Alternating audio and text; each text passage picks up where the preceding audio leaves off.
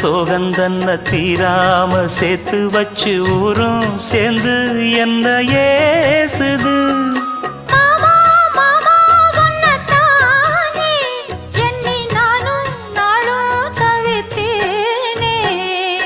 கூண்டுக்குள்ள என்ன வச்சு கூடி நின்ன ஊற விட்டு கூண்டுக்குள்ள போனதென்ன கோலக்கிளியே.